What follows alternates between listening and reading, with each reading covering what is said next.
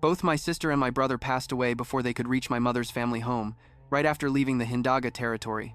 They were attacked by bandits, and everyone in their party was killed. The two of them only had a few changes of clothes and some money for travel expenses. That monster ordered his knights to go and capture the bandits. As soon as my sibling's funeral was over, word came that the bandits had been caught. I snuck in to see the bandit at dawn. On the very day he was scheduled to be executed, I asked him why he killed my sister and brother. He hesitated for a moment, then buried his face in his hands, sobbing as he said, "In my next life, I'll be a better father." I couldn't say a word in response, but as I got older and thought back on it, something felt very strange. My sister and brother weren't the only ones in the carriage. They also had servants and a coachman with them. Layla looked confused. An ordinary man could kill all of them by himself? Sion replied, "If he was strong and brave enough to do that, then why would he be captured so easily without a single witness?" Her expression darkened. A loving father, thinking of his daughter until the very end, how could he so easily confess to his crimes at the trial when there were no witnesses or incriminating evidence? Maybe that man wasn't the one who killed my family. Then, Sion placed his hand on Layla's. "You don't have to say anything more, because I think I understand," she said with determination. Regardless, my sister's last words became her final wish. "I want to fulfill that wish, that's all. That's the reason I have to keep living from now on."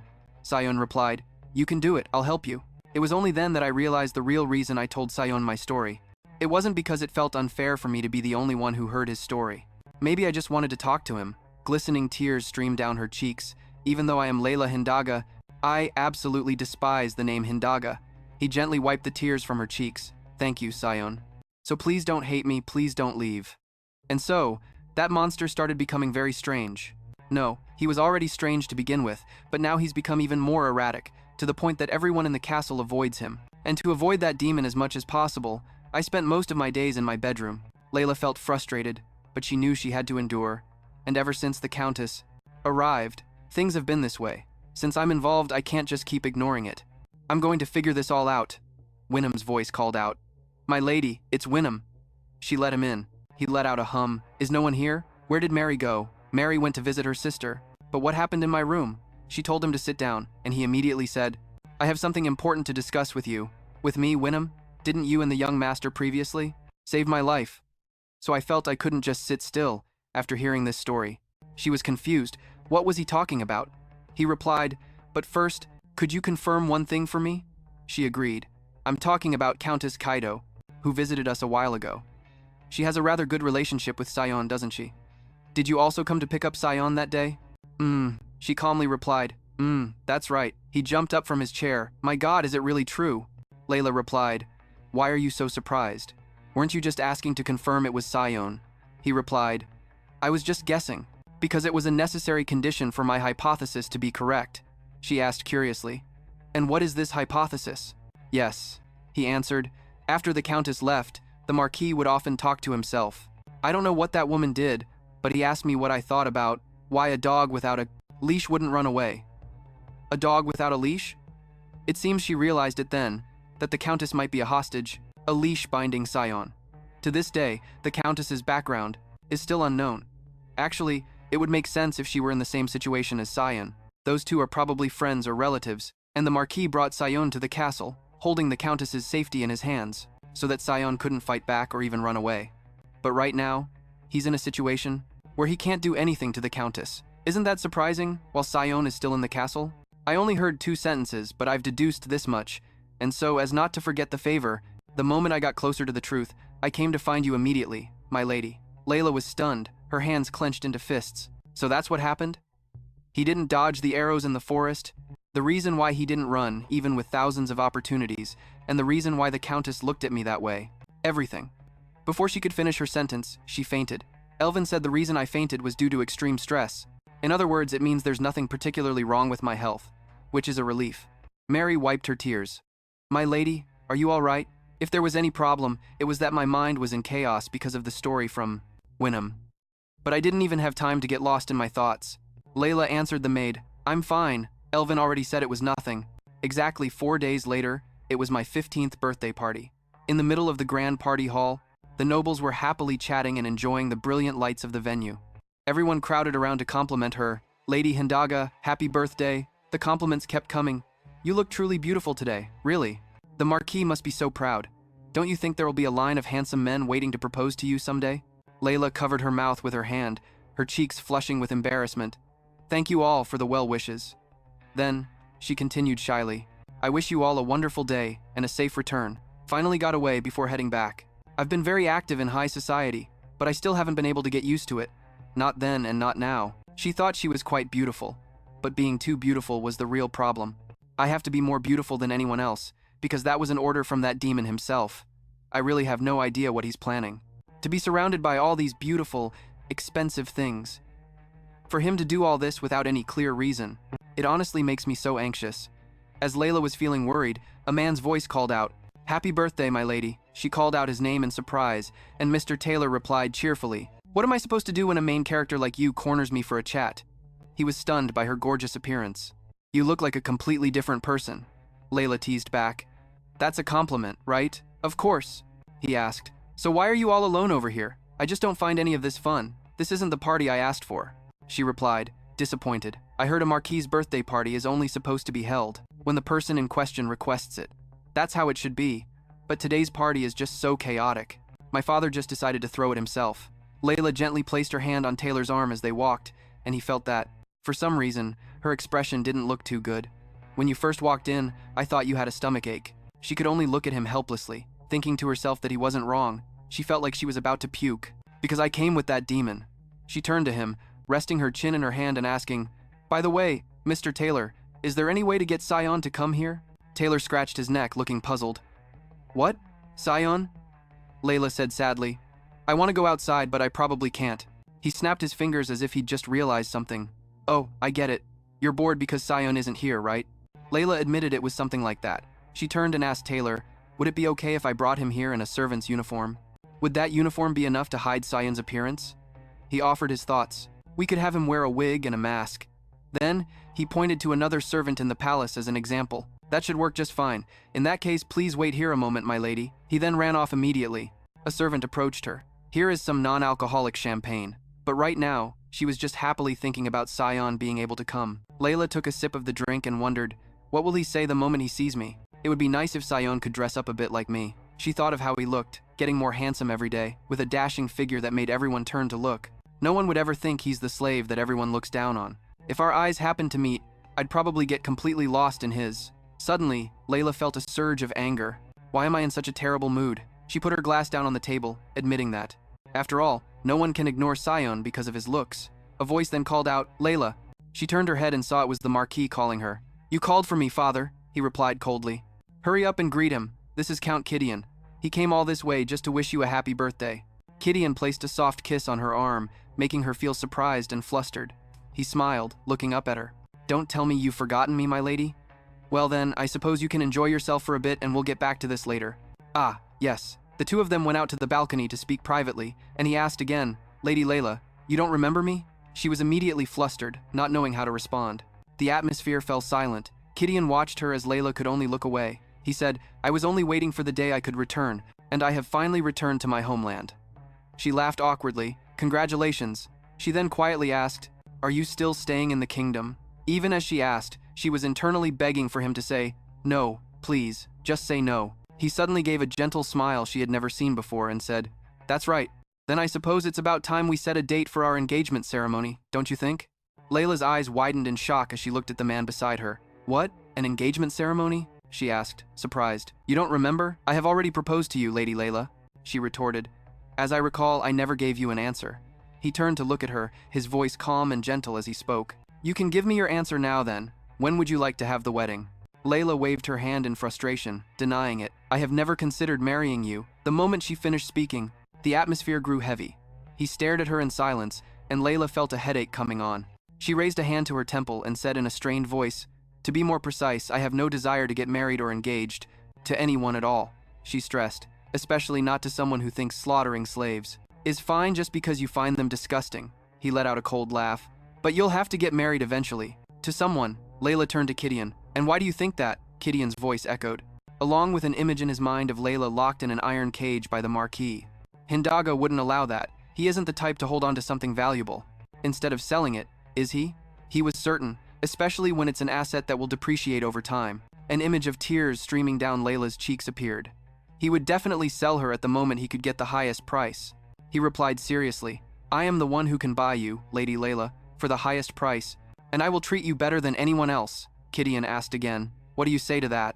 Layla stared at him, bewildered. What do I say to that? It's still the worst possible outcome. She looked at him, who was gazing at her with an inescapable intensity. He doesn't seem like the most articulate person, so I have to give it my all. Her slender hand gripped the railing tightly, and she called out softly, Count. He replied, You can call me Gideon. She refused firmly and directly, No, Count. Then she continued in a softer tone, First I must apologize, because what I just said was all a lie. Gideon looked at her, surprised, and could only utter one word of confusion. What? She began to speak confidently. As you said, I am a rather expensive item, but couldn't we just decide the place where we'll begin? But he just stared at her, not saying a single word. More accurately, her face held an aggrieved expression. Her shimmering eyes looked as if they were about to burst into tears. You're the last person I'd ever want to be sold to, whether it's your face, your voice, or even your name. You're just not my type. I'm truly sorry. But can you understand how I feel? Even among your own suitors, there must be some people you just can't stand to look at, no matter how great their prospects are. How could you live with someone you don't even want to see? So please, try to understand my position. She then immediately bowed before him, shouting, My Lord Count! Layla thought with her mouth agape, Does he feel bad? Is he sad? I have to get out of here and go see that devil and tell him this never happened. Gideon stroked his chin and hummed, Is that so? He immediately closed the distance between them, asking, Then what kind of face, voice, and name does Lady Layla prefer? Layla was stunned. She never thought he would ask such a thing and quietly replied, Excuse me? What kind of person is my type? Why are you so curious about that? He smiled. I'm wondering if it's anyone I know. Layla lifted her head to look at him. And if there is, what will you do? Gideon leaned in close to her ear, his voice chilling as he replied, Who knows? Kill them, perhaps. He said it nonchalantly. I just have to find and kill that person, and won't that solve the problem? Because in the end, only people who aren't your type will remain for Lady Layla. Her eyes filled with fear as she stared at the man in front of her. She sank to the floor, completely overwhelmed. There, he said, offering a hand to catch her. I was just kidding, but you seem rather surprised. Layla just looked at him and said nothing, getting up by herself. He reminded her, You're supposed to take my hand to stand up, aren't you? She dusted herself off, replying, I'm all right. He then shared his own thought. Lady Layla, could it be that you already have someone special? Is that why you're giving me such a hard time? She immediately denied it. That's not it. There's absolutely no one. I can just get up by myself. His hand gently caressed her cheek. Her eyes widened in alarm. Gideon asked coolly, I'm curious to know who has captured your heart, my lady. He stressed, I'm just curious is all. She lifted her hand and pushed away his hand as it reached for her face, replying frantically, I would also love to satisfy your curiosity. Sir, but there truly is no one. He said cheerfully, Oh really? That's too bad. Layla wiped the sweat from her face with a handkerchief, giving him a helpless glance. He finally seemed to let the matter drop. You don't seem to be feeling well, Lady Layla, Gideon remarked gently. You should get some rest today. We don't have to set a date for the engagement immediately. Yes, she bowed her head slightly. Thank you for your concern. I'm going to rest for a bit. Thank you for coming. I hope you enjoyed yourself and will visit again. Gideon, announce that I will be staying here for 1 week. See you later. Her face paled, her brows knitting together as she bit her lip, trying to hold it in. She kept telling herself, quick, quick, quick. Rushing down the stairs, I have to get out of this ballroom before I run into him again. Layla glanced back, telling herself that the demon had already gotten what he wanted, so he wouldn't come after her. She thought, today was supposed to be my birthday party, so why is everything so hard? In her haste to escape the party, Layla wasn't paying attention to what was in front of her, and suddenly, she crashed into a man's broad chest. His closeness and the solidness of his chest made her freeze. Why is his chest as hard as a rock? He isn't a knight, just a servant. She stammered out a thank you.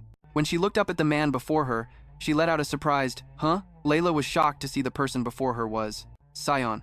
His deep, warm voice rang out, each word touching her heart. Happy birthday, Layla. Then she asked, Did Sir Taylor send you? Did he give you these clothes and the wig? Sion gave a soft hum of agreement. So where is he now?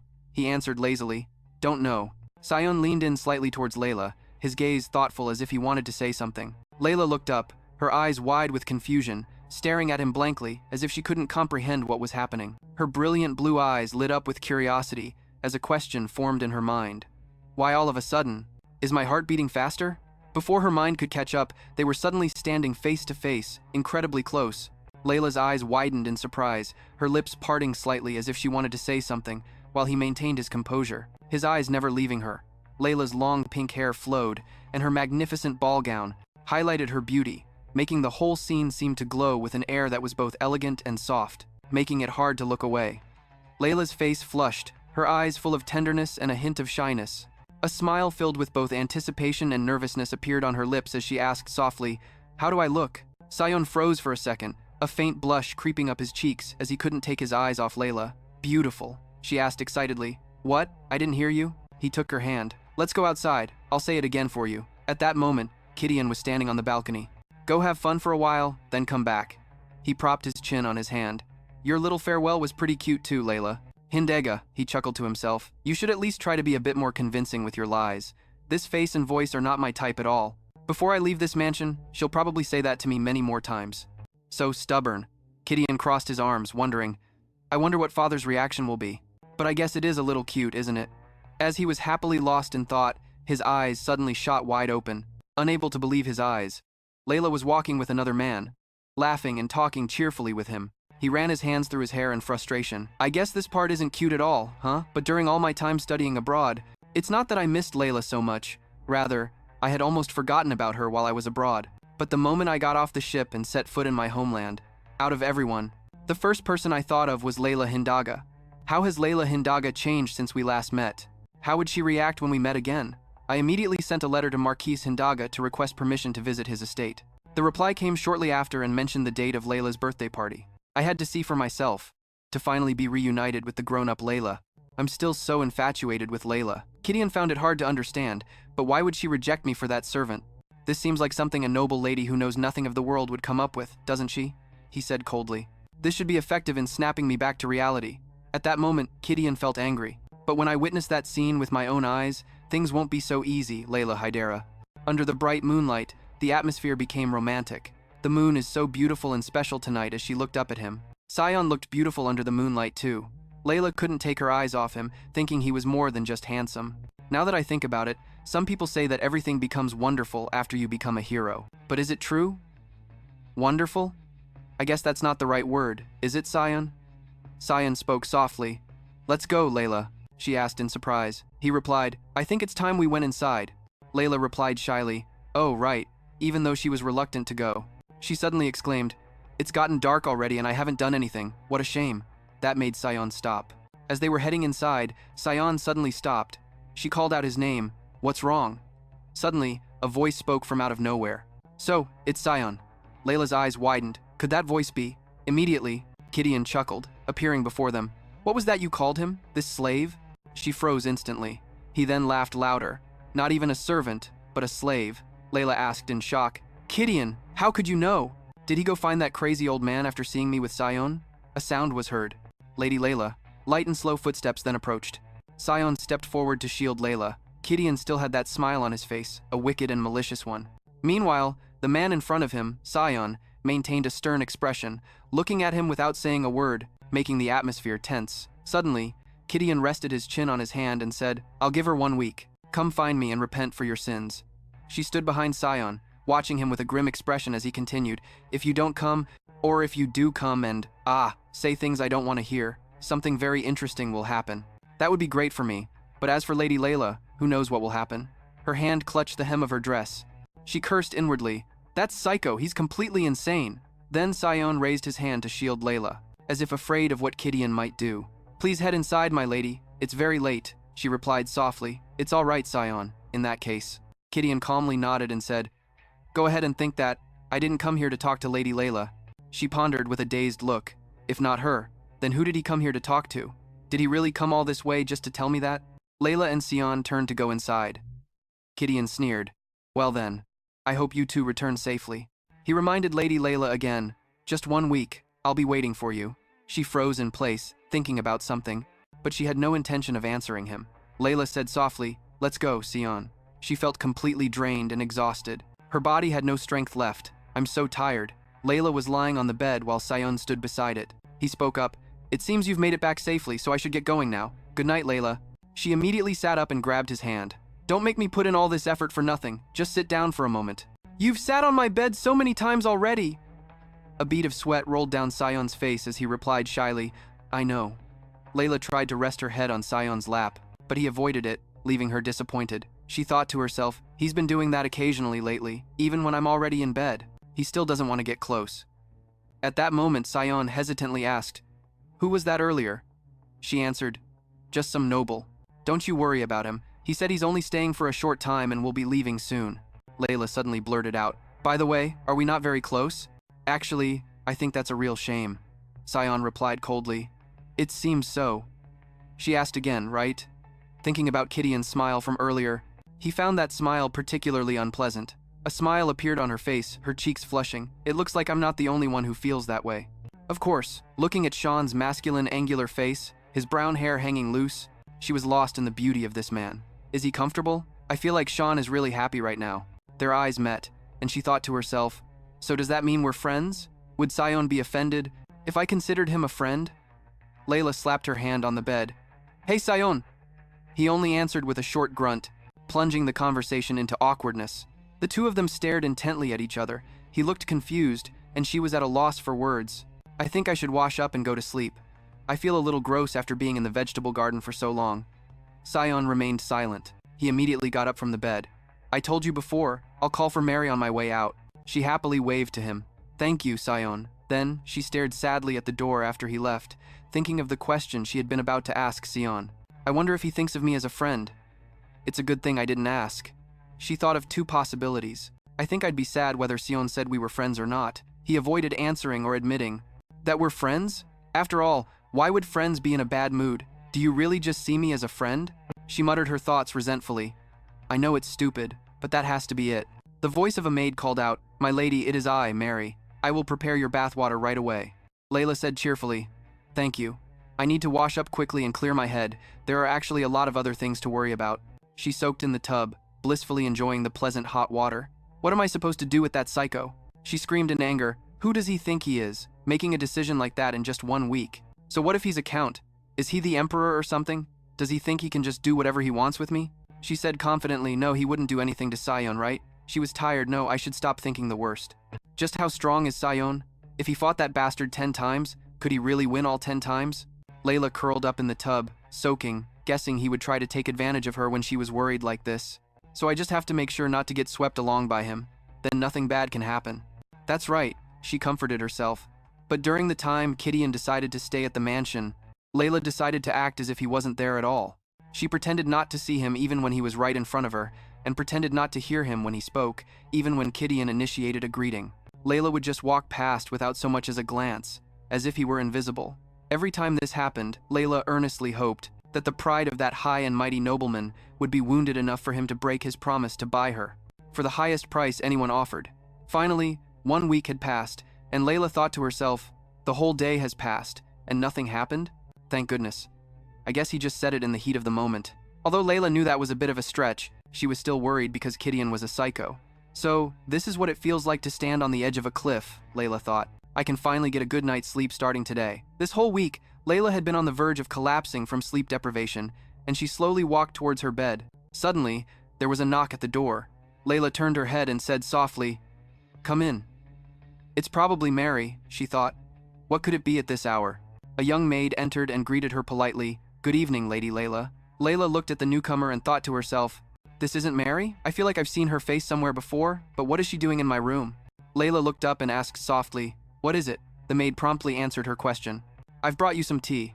Layla glanced at the thick-looking tea and couldn't help but ask, "Is this tea good for calming my nerves? It will help you sleep better, my lady." Hearing that, Layla let out a small sigh of relief. "Oh, really? But why bring me tea so suddenly? I didn't ask for any." At that, a hint of tension flashed across the maid's face, barely noticeable, as she answered hesitantly, "Mary asked me to. It seems you haven't been sleeping well lately. Then where is Mary now?" Layla questioned the maid again. Now, the maid's hands were trembling violently, causing the teacup to rattle along with them. Her voice trembled as she answered Layla. She said her younger brother suddenly came down with a fever.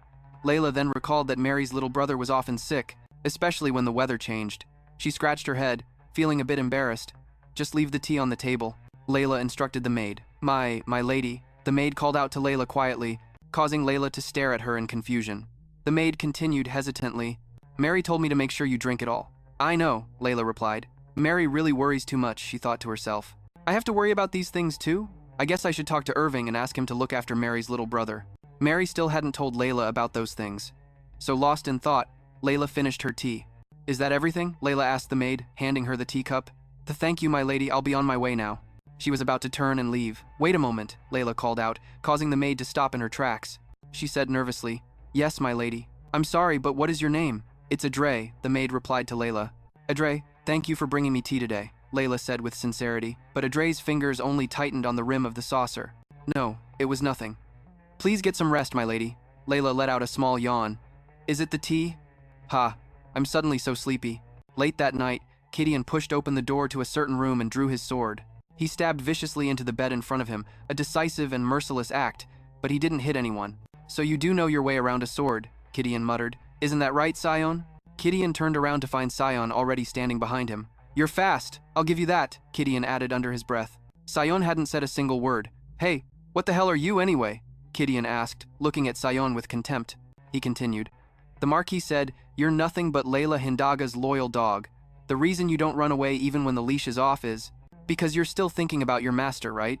What a loyal dog you are. What could you possibly do for Layla anyway? If that's the case, then just obediently die. Gideon's expression was crazed, dark, and terrifying. Gideon stepped closer to Sion and continued, If you die here at my hands, I can guarantee Layla Hindaga's safety for the rest of her life. But if you decide to cause a scene and run away, I can't make that same guarantee, under any circumstances. Gideon's eyes widened, his expression twisting into a terrifying grimace. If she loses her precious guard dog and her fiancé, who is willing to spend a fortune on her, what do you think will happen to Layla? The Marquis will try to sell her off before her value drops. If she's unlucky, she might be sold to some pervert who gets his kicks from beating his wife. Sion's eyes widened as Gideon's terrifying voice continued. You might not know this, but there are far more disgusting scumbags in this world than you can imagine. It would be heartbreaking to hear news like that, wouldn't it? But if I get to watch your face rot away, I promise I will protect Layla. With that, Gideon pointed the tip of his sword at Sion. So, what will it be? Will you trade your worthless life for the safety of your master? As for Sion, after hearing everything Gideon had to say, he spoke softly. That's not a difficult choice at all. His expression was calm, without a single trace of hesitation or regret. So, you're not mute after all? Fine, have it your way, Gideon said. Gideon, you may see my heart stop beating, but you will never get to see my face rot. Will that be a problem for you? Sion's deep voice rang out, laced with a cold threat. What is this insolent bastard babbling about? Gideon's voice rang out, laced with anger. Swear it again. If I die here by your hand, you will never harm Layla Hindaga. Sion continued, in front of a stunned Gideon, saying my full name and family name. I already promised, you bastard! Gideon shouted in a rage. Keep your word! As if to seal the deal, Sion plunged the sword deep into his own chest before Gideon's shocked eyes. As long as I'm alive in this world, I will kill you. When I saw Layla strolling with her servant, I thought that many of them were just bait to provoke the Marquis and burn him to ashes. But the man who was supposed to be a servant was actually a slave. After discovering he had been close to her for quite a long time, a strange suspicion began to grow inside me. When I saw Layla sitting beside him, thoughts I had never even imagined slowly started to form in my mind. She wasn't doing this just to defy the Marquis, she was truly with that slave. At that moment, Gideon slammed his fist against the wall, gritting his teeth. Damn it, this is all insane. Layla had actually fallen for a filthy, lowly slave, an insolent whelp who doesn't know his place, and who dares to act as if he's some kind of hero. Even though he had foreseen this outcome, his eyes still widened with hatred, wanting only to force her back to the way she was. He turned to Taylor and asked coldly, What's the status on the task I assigned? He bowed and replied softly, So far, nothing unusual has happened. The maid who was assigned the task is scheduled to leave the mansion at sunrise. Of course, I told them to handle it cleanly, so there won't be any problems. I see. And what about Layla? She is asleep, sir. Expected to wake tomorrow evening. Tomorrow night? You knight, get in here and clean up. Tell Sion when she wakes up. Gideon pulled at his hair, a distorted smile flashing through his mind, sparking the thought, this will be fun to watch. I wonder how she'll react when she receives my gift. I hope she learns her lesson. She will find out what happens when you throw away the chance I've given you. And Layla gradually regained consciousness, a maid's voice ringing in her ears. Is it still night? Why do I feel so weak? The maid helped Layla up. My lady, are you awake? Can you sit up for a moment? I'll get you some water for your dry throat. The maid entered, bowed her head and said softly, Here you are, my lady. She gently set down the tray, her trembling hands offering the glass of water to her mistress. It's warm water, but even so, please drink it slowly, my lady. Layla took it with a faint smile. Thank you, Mary. My throat already feels better, but how long was I asleep? It feels like it's been a very long time. Mary bowed her head and replied softly, "You have been sleeping for 2 days, my lady." 2 days? Layla was momentarily stunned. Elvin said that it appears you've taken a sleeping potion, my lady. A sleeping potion? Could it have been the chain? She grew pensive, her eyes darkening as she was lost in thought. Mary, do you know a maid named Audrey? She has shoulder-length brown hair and her skin is a bit tan. It sounds like you're talking about Layla. Is something wrong? Layla, she repeated the name. So there is a maid who looks like that, but her name is Layla, not Audrey. And she quit her job yesterday. My lady, are you all right? Gideon? What about him? Summon Count Gideon for me. If he's looking for me, I'll go to him right away. As she sat lost in thought, a maid called out to her, followed by the sound of Gideon's voice. May I come in? With light footsteps, he added, You'll catch a cold like that. I heard you've been sleeping all day. You look so frail too. I'm a bit surprised your health is worse than I thought. I wonder, have you always been this weak? The two of them sat facing each other. She finally spoke. Count, the chains. He replied, It seems you've lost some weight these past few days. Have you been eating properly? Her eyes turned cold as she called his name once more. Gideon simply watched her in silence. Go on, Lady Layla. What have you done? What are you talking about? Sion. She glared at him. What did you do to him? Gideon answered slowly. I let him go. What did you say? I told him he's no longer a slave and to go wherever he pleased. So he was overjoyed the moment he was set free. She cried out in disbelief. Layla snapped. Does the Count take me for a fool, or do you wish to marry a mindless idiot? He gave a cold laugh. That's right. I'm quite fond of thoughtless dolls, but I'm not forcing Lady Layla to become one. What I just said was only partially true. Confused, she asked, What do you mean? He replied nonchalantly. It means that Slave has truly disappeared. And to prove it, I must add one more thing. He was no longer breathing when he left. Layla was stunned. Because of me. I wasn't originally going to ask you this, but what in the world was that slave to you? Beads of sweat rolled down her cheeks. He clearly drowned, but his body vanished without a trace. If it weren't for the bloodstains left behind, I would have thought I was dreaming, he said casually, and because of that, one of my plans failed to succeed. What a pity. I had intended to give Lady Layla a gift. Layla sat motionless in her chair, stunned by his words. It seems I was worried for nothing after all. Layla clutched her dress tightly and asked, Did you kill him yourself? I was planning to pierce his heart with my own sword. He then shouted, I wonder if you have anyone else? Anyone else? Is there another person whose heart I must run through with my blade? She smiled faintly. Yes, there is, Layla screamed. My father! Take his arms and legs and give them to me as a gift. Then I will walk down the aisle with the Count with a satisfied smile. No, Gideon crossed his arms in thought. There's no need to smile, my doll. Then please leave. My business here is done. Well then, what a loss, right? Lady Layla is the first person I've ever invited to my bedroom. He suddenly remembered tomorrow, and a smile spread across Gideon's face. Let's have lunch together. Well then, have a good evening, he said before slamming the door on his way out. Unable to take it anymore, Layla began to lose her balance, collapsing wearily to the ground. I'm exhausted. Layla tried to steady herself. I still feel a little dizzy. It felt as if I was about to collapse, but I have to endure it. Mary rushed in frantically. My lady! In a panic, she quickly ran to help Layla onto the bed. I'm so sorry, my lady. I should have stayed closer to you. Suddenly, Layla grabbed Mary's hand. Wait. A red mark had appeared on Mary's wrist at some point. What is this? Layla's anger grew as she saw it. Who did this? Was it the servants, the soldiers, or the knights? Mary stammered, trying to hide the truth. No, it's nothing. It's not a big deal, so please don't worry. Layla tried to regain her composure and didn't press the issue. Nothing? Fine, what's the use if we don't even know who did it? When morning comes, go to Elvin and ask him for the best medicine in my name. But Mary kept refusing. It's really nothing to be concerned about. I'm more worried about you, my lady. She urgently asked Layla. Are you all right, my lady? Layla shook her head in response. I'm fine. What could possibly be wrong with me? Mary couldn't hold back her tears. I never thought the Count was that kind of person. I thought he was a good man who would make you happy, my lady. Why? Seeing her loyal maid in such a state, Layla's heart ached. I'm sorry for dragging you into this, Mary. Mary quickly objected. My lady, what are you saying? Please don't apologize like that. She looked earnestly into Layla's eyes. You didn't do anything to Sion, I'm sure of it. Layla's fingers, clutching the bedsheets, began to tremble uncontrollably. You are such a kind person, my lady. Then why? Layla clenched her fists and stated firmly, No, Mary. It's all my fault, for letting Sion die and for what happened to your wrist. This is the consequence of fighting for my own life. She fell into a spiral of despair. But is it a sin to try to survive? Is it because I was unlucky enough to be born the daughter of a devil, and because I caught the eye of a madman, that I have to endure all this pain? Mary embraced her comfortingly. It's going to be okay. Soft sobs echoed quietly in the room. Our poor lady. The next morning, in Marquis Hindagan's study, he asked curiously, "Coming to my office this early in the morning? What is it?" Layla stood before him and asked, "Why did you do it, father?" Hindagan answered without even looking at her. "What are you talking about?" Layla asked calmly. "Why did you help Kitty and Jacob?" He continued to ignore her, reading a document in his hands. "That count title? Were you just planning to throw it away?" Layla replied fearlessly. "I've been thinking about that a lot," Layla said firmly. "Even if it is Kitty and Richard, he wouldn't be able to act so freely in a Marquis' territory, unless he had the backing of its master." Hindagan could no longer feign ignorance. He placed the document on his desk and said, "That's right. You already knew that, so why did you still come here to ask? I am the master of the Marquisate, and everything here is my property.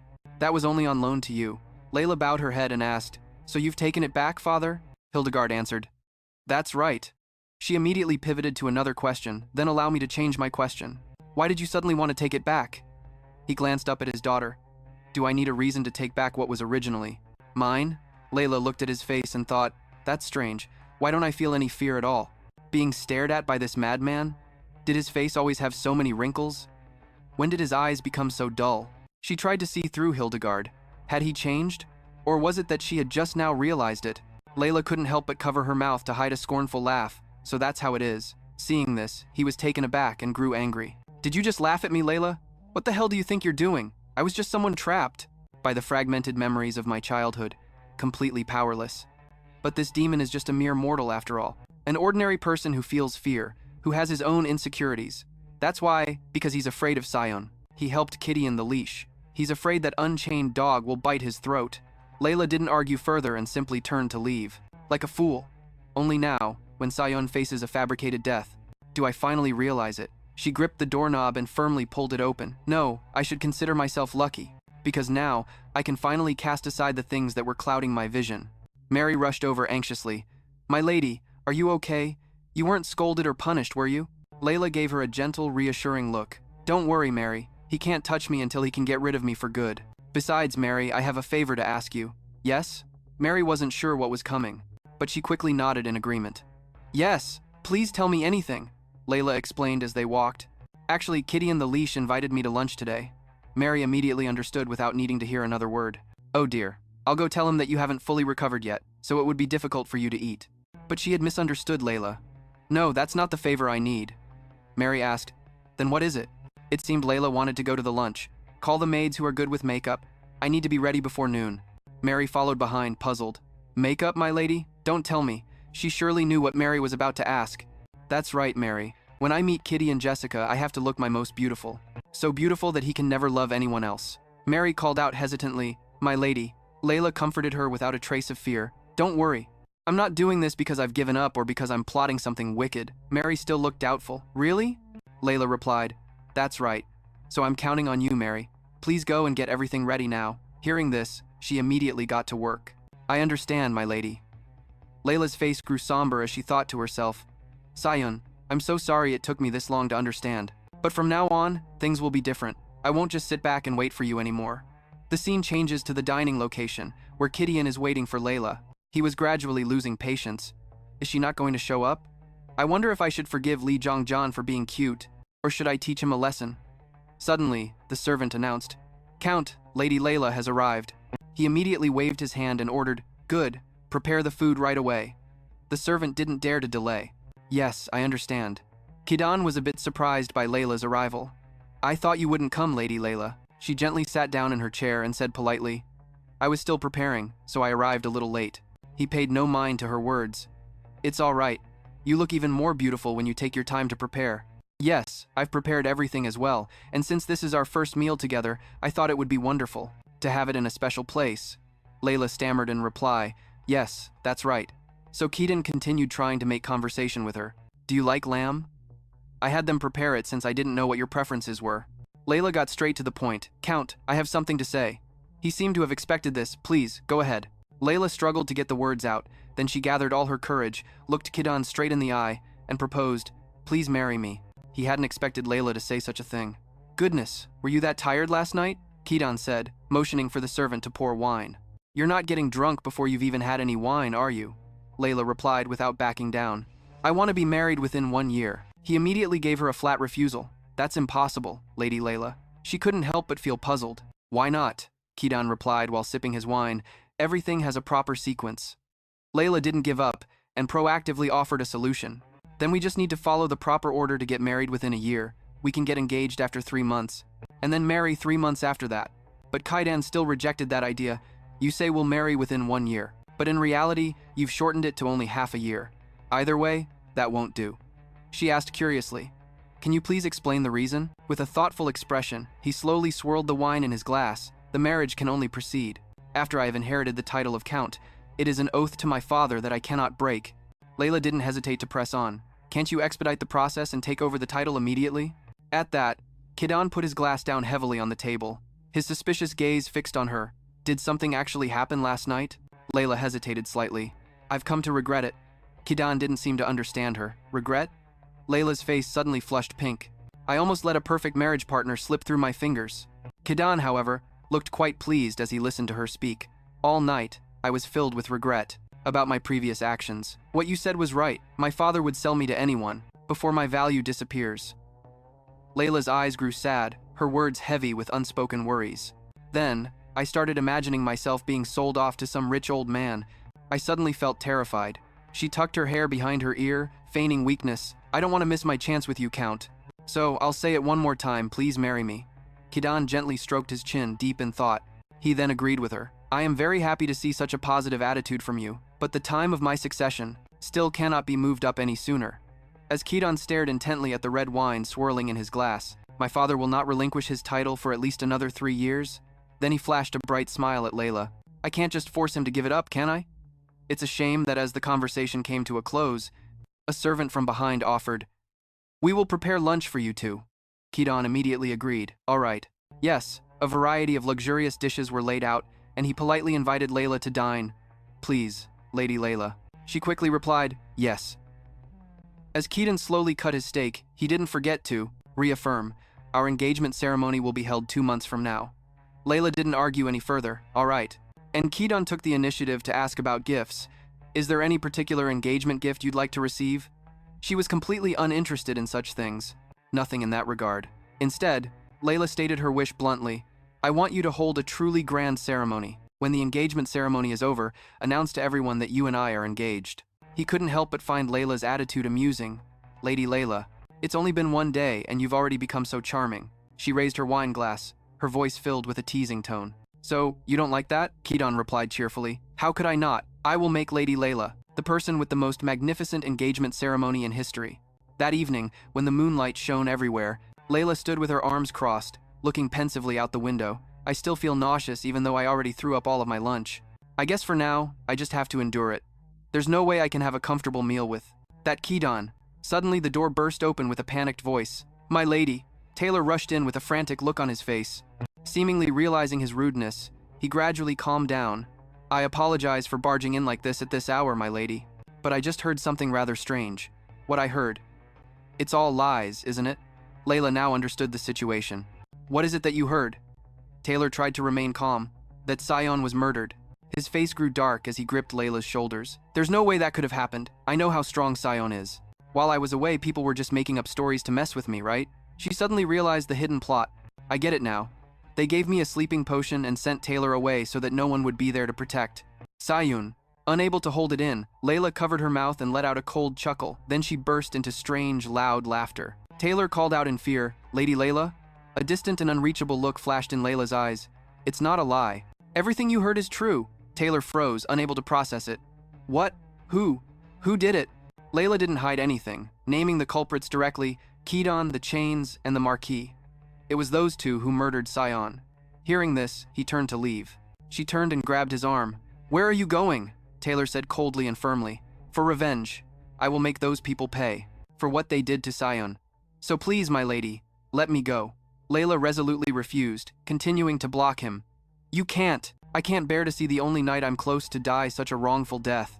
Taylor asked, puzzled. A wrongful death? She sternly reminded him. Are you planning to defeat my father and the Baroness all by yourself? You know full well how reckless that is, so please, save yourself. Sir Taylor had reached his limit. His eyes welled with tears as he shouted, I'm losing my patience! Layla grabbed him by the collar. Listen carefully, Sir Taylor. Sion will be back soon. Taylor froze. What did you say? Layla affirmed it to him.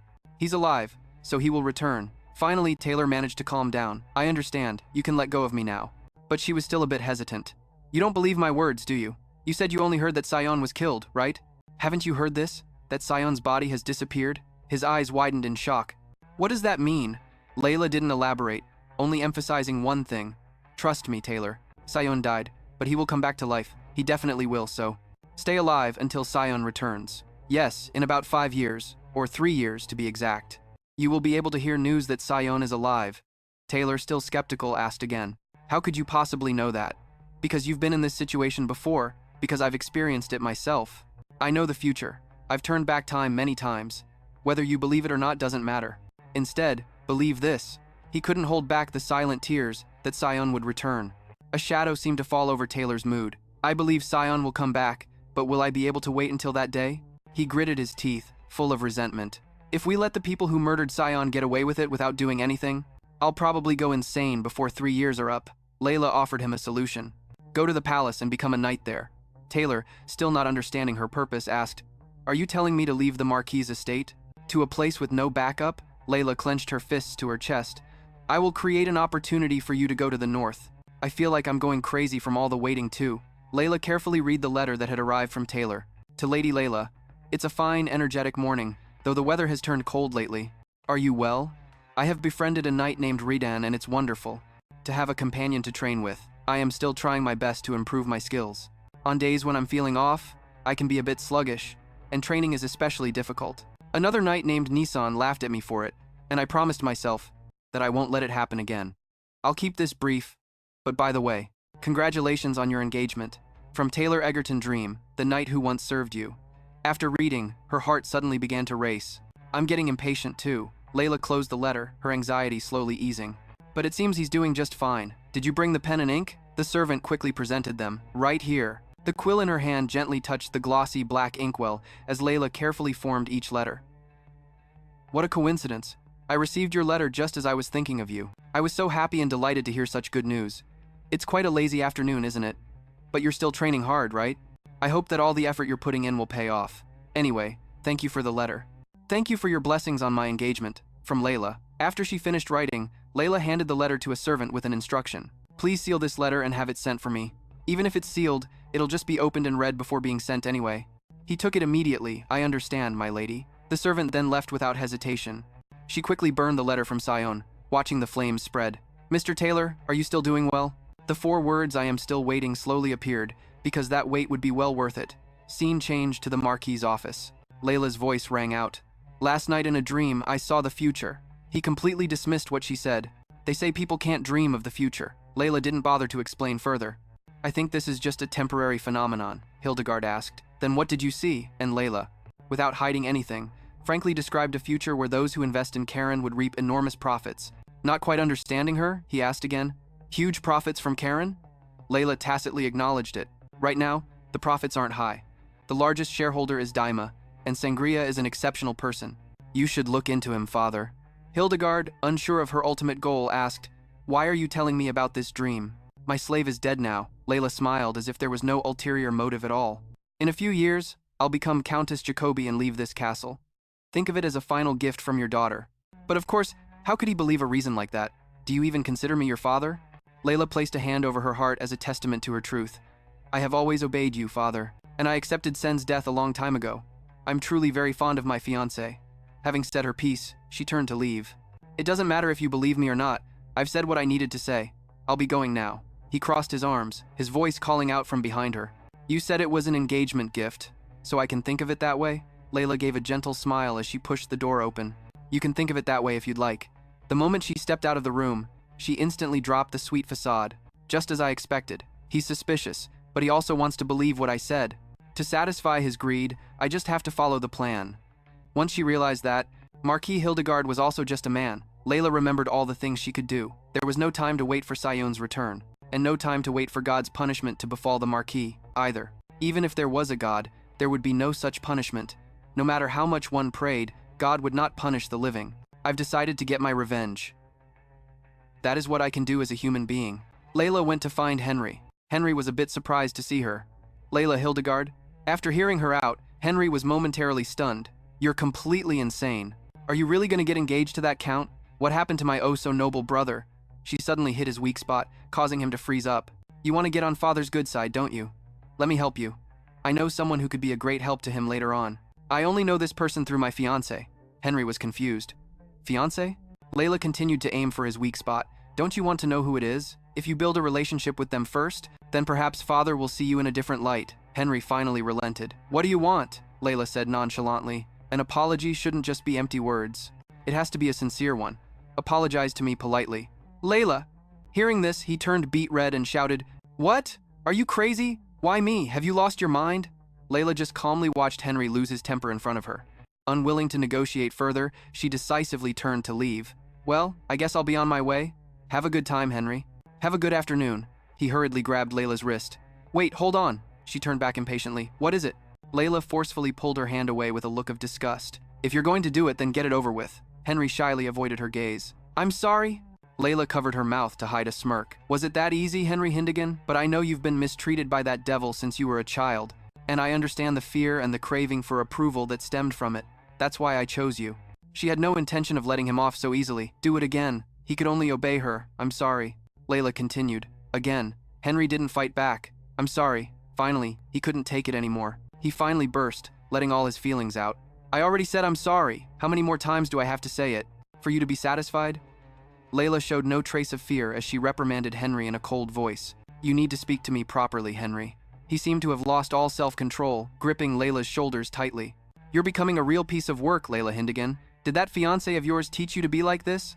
She calmly commanded, Take your hands off me. I have to go. He refused to let go and pressed her. Now, get on with it, understand? Layla, having lost all patience, threatened him. Should I scream and call someone over? Henry's face twisted in anger, but there was nothing he could do. He had no choice but to release her. Then he resumed his apology. I'm sorry, Layla. I haven't been treating you right all this time. Henry looked as if he were begging. Is that enough? Or not yet? Layla finally decided to forgive him. It's still a bit lacking, but I'll think about it. We may not be blood-related, but we are brother and sister after all. Henry silently breathed a sigh of relief. Right, okay, thank you. She leaned in and whispered in his ear. Then about that thing we discussed. Henry, if you need to get close to someone. And so, the day of Layla's engagement came. After the engagement, Layla actively took part in many social gatherings as the fiancé of the chain count. She didn't discriminate between those she needed to meet and those she didn't, meeting with everyone to expand her network. The cold days eventually warmed, and just as the air began to chill once more, suddenly one day, royal soldiers stormed the estate. Marquis Hildegan was suspected of treason, and the entire Hildegan family was placed under arrest. If you resist, we will take action immediately. So we ask for your cooperation. But Layla cheerfully accepted it. No matter how long it took, Layla's preparations were finally starting to pay off. In the prison, curses echoed endlessly, but Layla just sighed softly. Layla, Layla. How dare you deceive me, you witch? I'll tear you into 100 pieces. I don't know anything. I didn't do anything to Sion.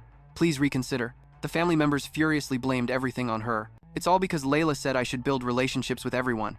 I don't even know who that person is. Unbothered, Layla covered her mouth and sneered. You're all about to go to hell, yet you're still so noisy. Then, she glanced at the drugged water on the table. Ah, no, it's all over now anyway. After drinking the water with the sleeping drug in it, they will all fall silent. Then, Taylor silently slipped inside. He released her without hesitation. Sir Taylor will come and get me out. Aren't you letting a prisoner go a bit too easily? Taylor quickly handed a cloak to Layla. All this time, I've worked hard for this, building trust by establishing a reputation, winning favor with money, and bribing others with tears. Hindaga, witnessing the scene before him, ground his teeth in anger. Layla, how dare you betray me? I should have killed you all. She squatted smugly in front of him. I left some water. It'll hurt less if you all just fall asleep. Hindaga gripped the iron bars. You wretched B-times. Layla didn't forget to throw a sarcastic remark at him. Oh no, that title is more fitting for a demon. Ah, let me ask you something. Why did you kill Sen's family? Hindaga stammered, unwilling to speak. The reason? She knew full well he would hide something like that. It's fine. I knew this would happen. Without arguing or forcing him, Layla gently stood up. On second thought, I don't think I have the right to take revenge, so you won't have to die for the evil things you've done. Hindaga was stunned. What? Layla left with Taylor, her eyes still flashing with an icy glint. It's just that you have to die. He was now terrified, repeatedly screaming, Layla, Layla, Layla. Winter arrived, but the buzz surrounding Hindergan's crime still hadn't died down. Hey, have you heard the news about Marquis Hindergan? You mean about him aiding the traitors for nearly 1.5 years? He even used his own child to build relationships with those traitors. Oh my god, that scumbag! Even his business, which was doing so well, collapsed instantly. One of them was a girl engaged to Kitty and Jessica, but that was called off too. Is the engagement the main problem here? The entire family is about to be executed for treason. Are you a little late on the news? What do you mean? That day, the soldiers discovered his body. One day before the trial, Hindergan's daughter had disappeared with a knight from the Hindergan estate, leaving only her father's corpse behind. Scene change. Layla and Taylor were on the road together. Sir Taylor. Oh no, I should call you Terry now, right? He didn't forget to respond with a playful tease. What's the matter, precious jewel of Baron Lula, Lady Nana Lula? The air was so cold that Layla could see her breath. Seriously, you seem to be enjoying this, don't you? No, that wasn't it. Terry Taylor wondered, what's wrong? She looked a little down, mumbling something about running away. So that was it. He seemed to understand how she was feeling. Are you uncomfortable with this? Layla sighed. I'm just so tired, and the sound of this carriage is relentless. Despite the gloomy atmosphere between them, he said, you might be a little physically tired, but you're in high spirits, right? Layla immediately protested. Not that great, since I only got a fraction of my revenge. Taylor immediately tried to console her. There was nothing more you could do. You did your best. But Layla's mood didn't lift. Maybe there was another way I just didn't see. In the end, I still have to go through with the engagement. His face froze when he heard that. With that thing on a leash? Oh God, are you serious? Taylor clutched his own throat, pretending to be sick. I'm telling you, it's disgusting. Disgusting. Layla couldn't help but laugh. What was that? He cut the conversation short. Forget it. Even for a marquis, personally capturing and killing him is... What's wrong with that? And as for Gideon, Jessica Sion will handle it, which means he's guaranteed to make it back alive. It's only about 1 more year, because like you said, we should hear news about him before the weather gets warm again. Layla suddenly said his name, Terry. Taylor couldn't help but ask, why the serious tone all of a sudden? Is something wrong? In a gentle voice, she said, you don't have to take responsibility for me.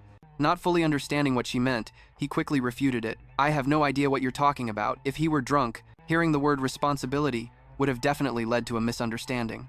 Layla turned to him and said with sincerity, if you ever get into a situation where it looks like you're about to be captured, just run away on your own. Taylor pretended not to hear her. I should have bought you a white cloak. Right now, only your shoulders are covered in white from the snow, so it looks a bit strange. It would be much better if you were all pure white. Layla was a little irritated that he was changing the subject. Why are you suddenly saying such weird things? Taylor retorted without holding back. What are you talking about, my lady? If I'm about to be captured, you're telling me to run away alone and leave you behind? She refused to back down, retorting, it's better for one person to survive than for both of us to die, right? Taylor was so furious he could feel steam coming out of his ears. So why should I be the one to live? I'll fight on my own until the very end. And while that's happening, you're the one who should run. Layla took the chance to tease him. You're not a knight anymore, you know. A mercenary now, are you? Taylor played along with a pout. Terry the mercenary can't hear a thing. Besides, the money Lady Nana gave me isn't even half of what it costs to hire me. Layla's jaw dropped. Stop making up such weird stuff. Then, her expression turned serious.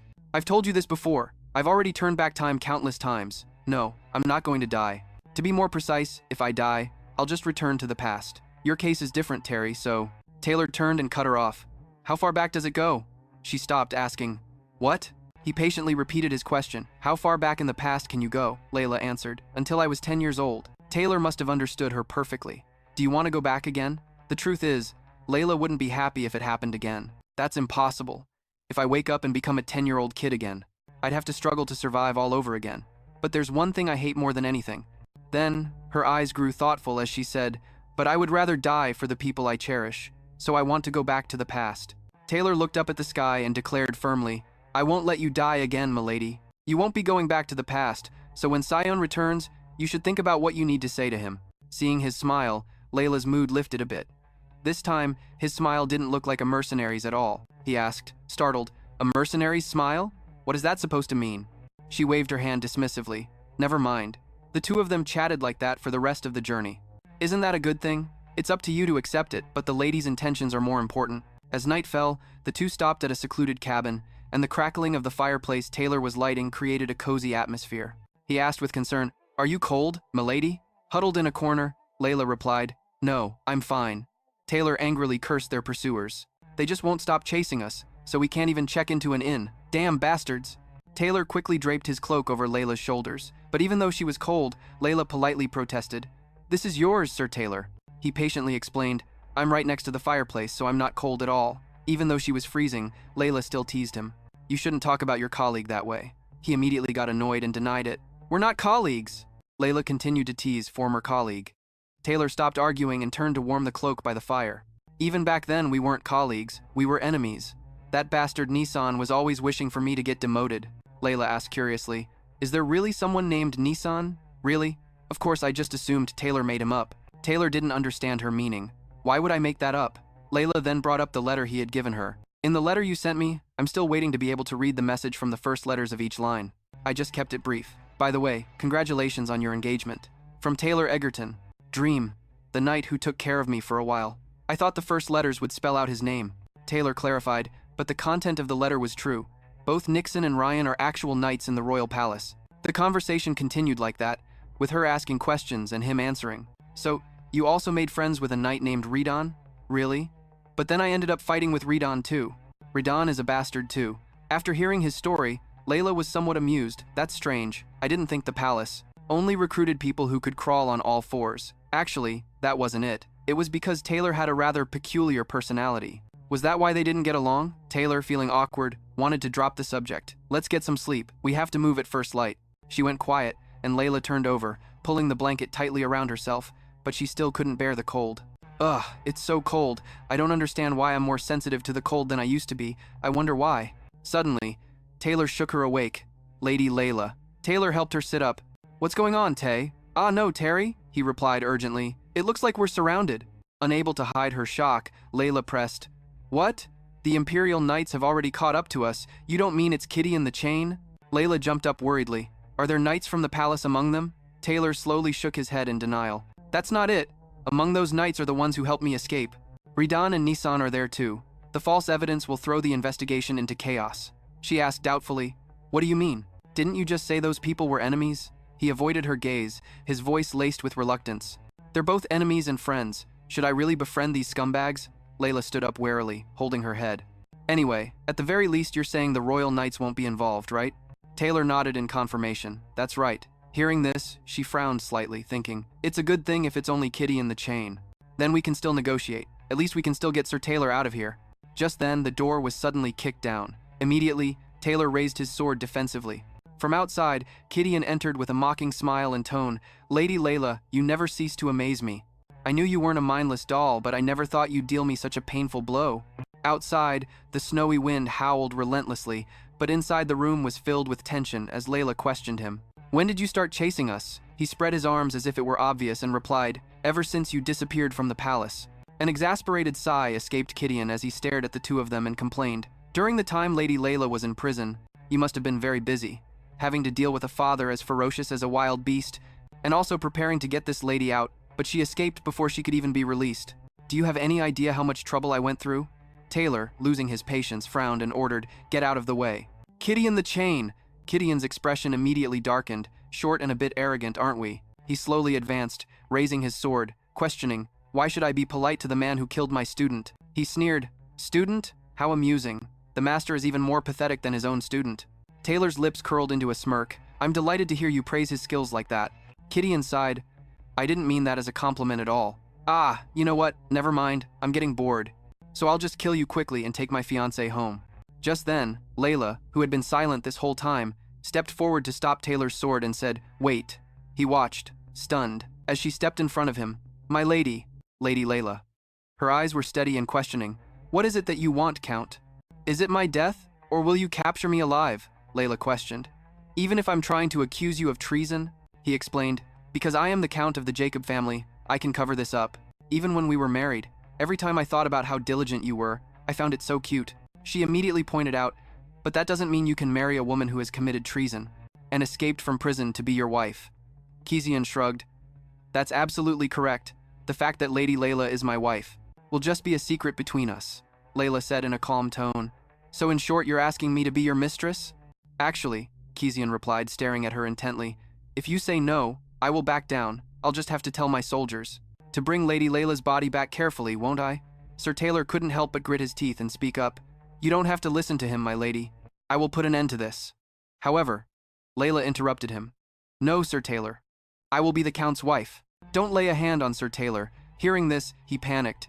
You can't, my lady. I can't let you fall into the hands of a man like him. Kisian stated sincerely, I don't want to be hated by Lady Layla any longer, but if you insist on interfering, then there's nothing else I can do. She quickly assured him, I will convince him. Just give me some time. Taylor was about to object. My lady, you're going to convince me? She turned back, cutting him off to remind him, I told you to think about what you wanted to say to Sion, didn't I? Taylor was stunned. What? Gently pulling her hand from his, Layla gave a reassuring smile. I'll be fine. You heard him. He won't kill me. So, you'll tell me when Sion returns, won't you? Please come and get me then. Looking at her now, he had no other choice, and could only utter two helpless words. My lady.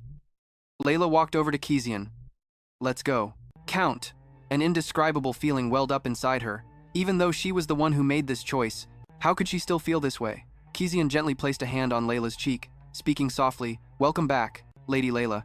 There may be some restrictions, but I will do my best to ensure you are not uncomfortable. She nodded slightly. Yes. He put his arm around her shoulders. All right, let's go. At that moment, Layla's lips tightened. Her eyes glanced back at the person behind her for a few seconds before turning away, as if to reassure him.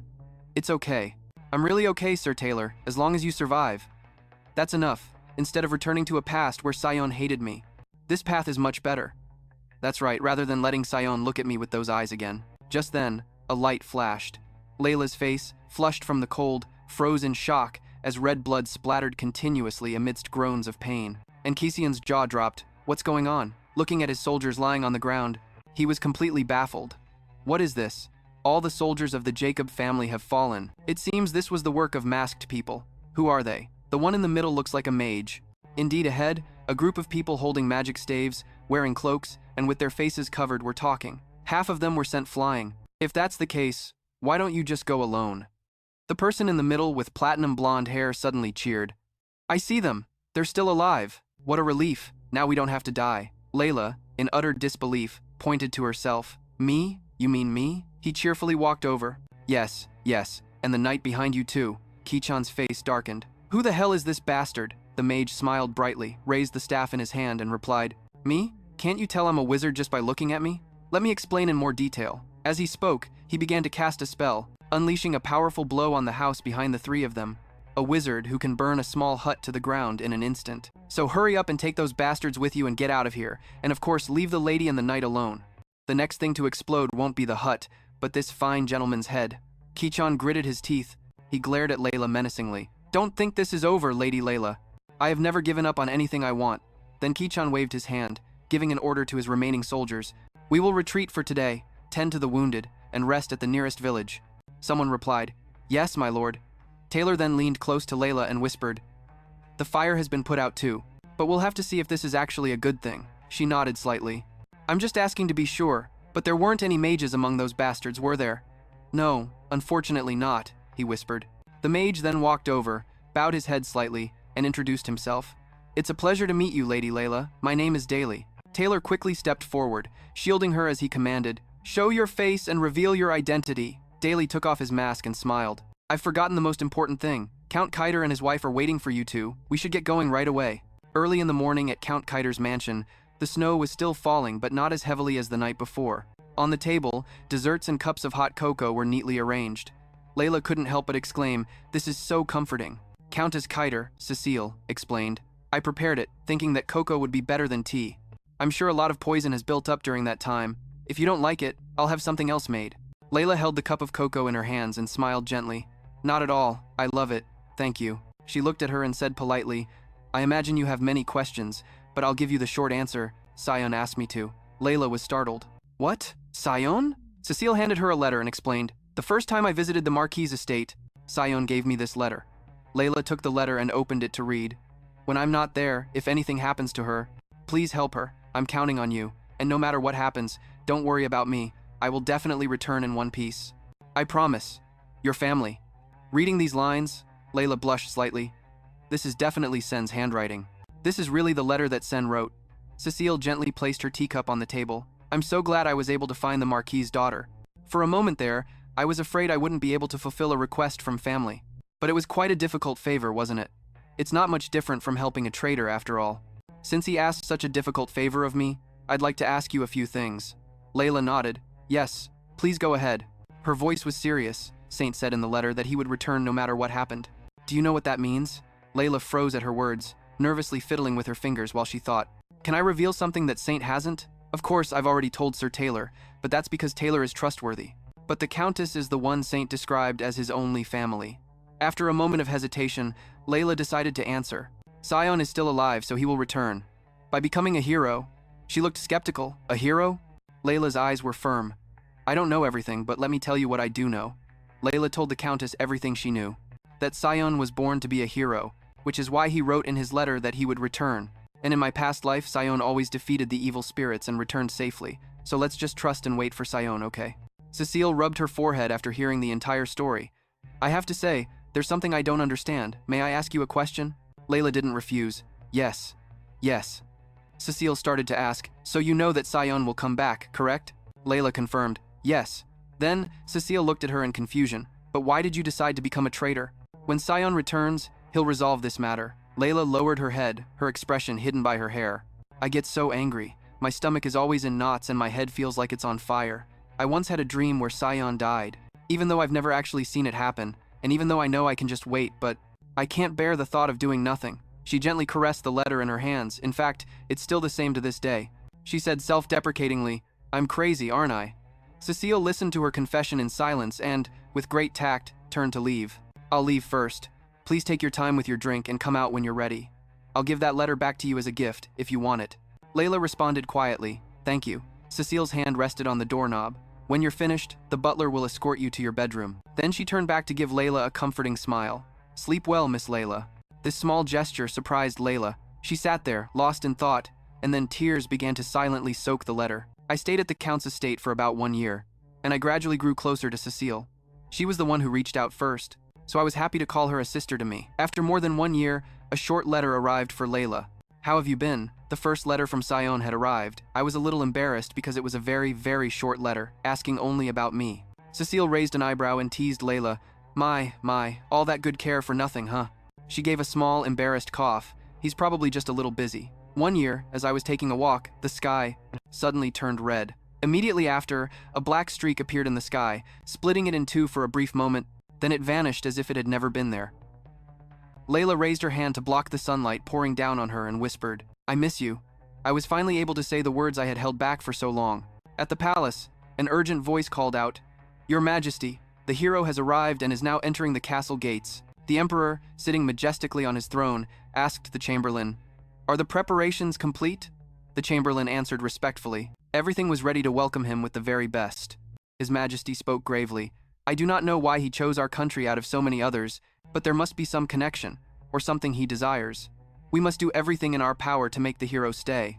As long as the hero remains, no one will dare to cast a greedy eye on our kingdom again. Then, a nobleman asked a question. If we make such concessions, won't we appear too weak? The emperor retorted. And so what? That nobleman was taken aback. Pardon me? The emperor's solemn voice rang out again. Pride is something one typically shows to other mortals. Do you truly believe that a hero, who can defeat a demon soul single-handedly, is a mere mortal? At the very least, he is a demigod. He looked down gravely at those below him. For a mortal to oppose a divine being is the height of foolishness. Our only option is to implore him to stay. It wasn't long before an announcement was made. Your Majesty, the hero requests an audience. The emperor was surprised. Oh, show him in. The doors opened, and a figure walked through. Every step the hero took was followed by a flurry of whispers. He really is the hero. Even his appearance is worthy of being chosen by the gods. It is said that even the gods have a penchant for beauty. The emperor on his throne slammed his hand down angrily, raising his voice. Silence. He put on a welcoming expression as the hero came to a halt. Welcome, great hero Sion. He smiled. It is an honor to be the first country you visit. Sion politely placed a hand over his heart and bowed. I am most grateful for your hospitality. The emperor got straight to the point. I wonder if you have decided where you would like to settle down? Of course, no matter what you choose, our respect for you will remain unchanged. If you decide to stay in our country, I will grant you anything you wish. His calm voice replied, I haven't been able to decide yet, but I will keep that in mind. The emperor was not deterred. Hero, if you have any requests for the crown or our country, please do not hesitate to tell me. Then Sion made his request. I would like a title or a status so that I may settle in this country. The emperor smiled and happily agreed. That is a matter of course. I shall bestow upon our hero the title of Duke, Sion continued.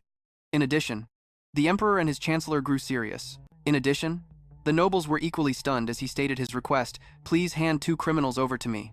Meanwhile, at the estate of Count Kaito, Sion pulled hard on the reins. Whoa. As soon as he dismounted, he was greeted. Welcome, Duke Sion Axit. Sion raised an eyebrow and smiled.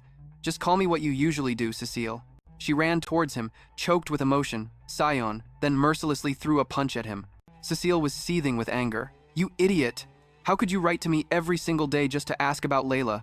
Weren't you curious about me at all? Sion awkwardly defended himself. Layla was already keeping me updated on you. Realizing it was a lost cause, Cecile turned her back and walked away. Mad at me. Oh, that must be it. Then she mumbled, my wrist is suddenly killing me. First, let's go inside. There's a sparkling aura around you whenever a certain girl is mentioned. What about Layla? But Cecile just stuck her tongue out and ignored the question. I don't know. Cecile frowned at Sion's scrutinizing gaze, finally turning to snap right at him. I intentionally didn't call her over. Look, on days like this, you have to keep it a secret and surprise her.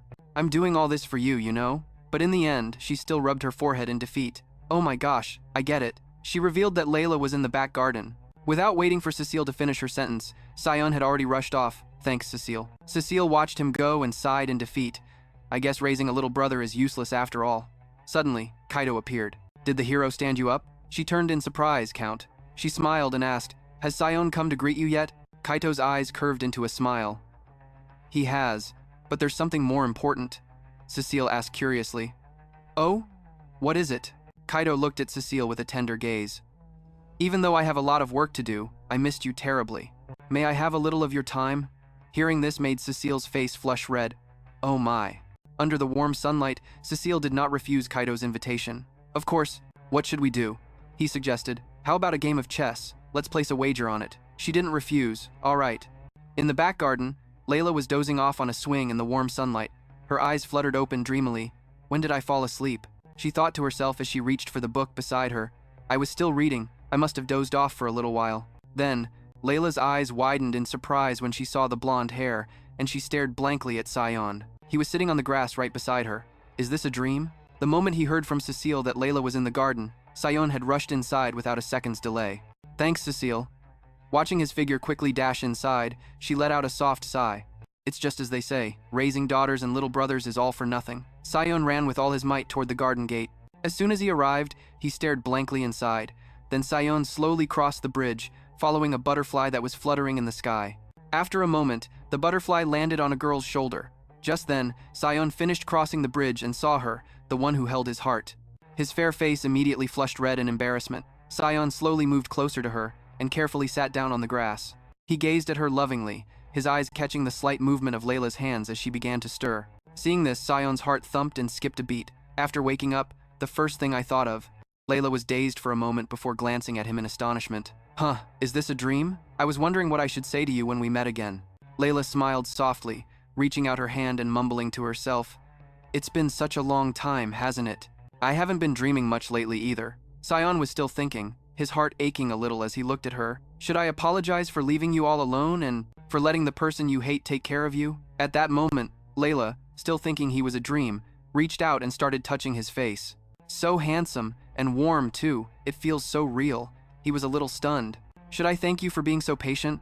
For not giving up on waiting for me? But the longer she touched him, the more Layla began to wonder if it was real. How strange. This shouldn't feel so real, should it? Her mind suddenly snapped back to reality, and she let out a surprised shriek as he gently pulled her hand. Lacing his fingers with hers, he nodded when she called his name. But all of that worrying had been for nothing. The words that came out of my mouth, even I myself, didn't realize I was saying them. As he pressed her hand to his cheek, feeling its warmth, he asked with gentle concern, Have you been well? Even he had to admit it was a truly foolish question. And perhaps he already knew that if he said those words, Layla's eyes would widen, her lips parting. But in the end, she said nothing. Finally, after a long pause, she quietly answered his inquiry. Welcome back, I've been waiting for you. I had a feeling you'd say that. Goldfish swam playfully beneath the surface of the lake, as Sion sat on the grass telling her about his days away. You see, to settle down in this country, I was granted a title and some territory nearby. As he spoke, he made a suggestion. If you miss Cecile, it's only a 2-day trip from there, so come to my estate, Layla. She froze, her eyes wide as she stared at him. But before she could even respond, an eavesdropper popped up from the bushes. Sion added unexpectedly, and Taylor too. Hearing this, Taylor eagerly asked Sion, "Will you accept me as your knight, your grace?" But Sion was not happy about that, and his face darkened as he reminded him. "You don't have to call me that." Taylor's mood immediately plummeted then. "Sion?" He rubbed his forehead and sighed. "Just do whatever you want." Only Layla, sitting beside them, let out a relaxed chuckle. Suddenly, Taylor leaped from the bushes, but Sion, who seemed completely used to this, immediately threw up a hand to block his flight path. The knight frowned, no hugging. Taylor's cheeks flushed, and his eyes began to well up with tears. Why not? Seeing him act like this again, Sion glanced over and made up a lame excuse. "It's too hot." Taylor wailed, still determined to get what he wanted. "Then let's take our clothes off." Sion scowled. "Come out of there properly. You're shaking all the leaves off the bushes." The moment he stepped out, Taylor proudly linked arms with Sion, who had no choice but to close his eyes and accept it. "Then we'll let Taylor decide." After that, he gently turned to look at the girl beside him, softly asking Layla again, "And what about you?" But seeing her hesitate, he quickly added, "Just do whatever you want. I don't mind, even if it means I have to stay here." Hearing that, she became flustered and quickly refused the notion. No, of course I'll go. When are we leaving?" He gave her some time to get her thoughts in order. "Whenever you're ready." So, she thought for a moment and started planning, "I have to say my goodbyes, and I need to see Cecile. And thank the Count, and the servants I've grown close to. They'll probably throw me a farewell party, and then there's packing my bags." Layla listed off a whole slew of things to do, which made him suddenly think, that'll take at least 10 days. But Taylor, who was standing beside them, had a different idea. Worlds apart, it'll take 4 days at most.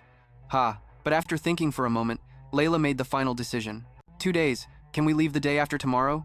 She was even being considerate, wanting to give Sion time to rest. Seeing his dazed expression, Layla asked in a panic, "What's wrong? Is it too late?" "Then I guess we'll just have to make time to pack." But Sion shook his head. "Not at all, Layla. I'm fine with whatever." She let out a sigh of relief. "Phew, that's good." Suddenly, Taylor put a hand on his shoulder, tapping him lightly. "But Sion, there's something your master here is still pretty curious about." He frowned and asked back, "What is it?" Taylor thought for a moment before asking again, "What was that evil spirit all about?" Sion furrowed his brow. "What are you talking about?" He shrugged and explained, "I was curious about what it looked like and how strong it was, but it was completely different from what I imagined. It was a little strange, and weak too. Because of that, he changed his mind. The evil spirit in Taylor's eyes was trembling and muttering, 'All of them. I will kill all of humanity.'" Sion's jaw dropped. It looked strange and weak. Yeah. The more questions he had, the more curious he became. "Didn't you say you fought that evil spirit for 2 weeks?" Sion was startled, wondering how that rumor had spread so far. "Who told you that?" Taylor nodded and replied, "I heard a rumor." At that, he reluctantly admitted, "It's true. I fought for 2 solid weeks." Even Layla glanced over with a worried look, but the next second, she breathed a sigh of relief. Meanwhile, Taylor stood beside him, continuing to prod him with eager questions. "So you're saying it was a dull fight?" "That's right." He sniffed and nodded. "I'm just glad it wasn't a big deal." The next words stabbed into Sion's heart like a knife. "I was thinking you must have gone through so much that you'd been to hell and back." Even Layla, who was just sitting there, got caught in the crossfire. "And after experiencing death so many times, you probably wouldn't even be sane anymore." "I'm glad you didn't have to go through any of that, Sion." Just then, glancing at his 2 friends, he was taken aback. "Why are you 2 suddenly acting like this?" To stop Taylor from bothering them any further, he suggested to her, "First, let's go talk somewhere else." "Come on, Layla." She gently placed her hand in his and nodded. But Taylor was still eager to talk and insisted on following them. "Where are you 2 headed?" "The drawing room? Can I come along? We're all going together, right?" He glanced back. "If I asked you to wait for a moment, would you?" Taylor immediately shot back. "Of course not." With that, Sion turned to Layla. "My lady, I apologize for the disturbance." She smiled forgivingly. "It's fine, since it's Sir Taylor. That is, until the gardener came and found a large hole in the bushes. The Grand Duchy of Axis that Sion mentioned is in the eastern part of the kingdom. The Grand Duchy of Axis, as I mentioned, is near the Kiter estate, where Cecile lives." As we entered the castle behind Sion, the servants were lined up, waiting to welcome their new master. Watching Sion accept their greetings, I realized once again,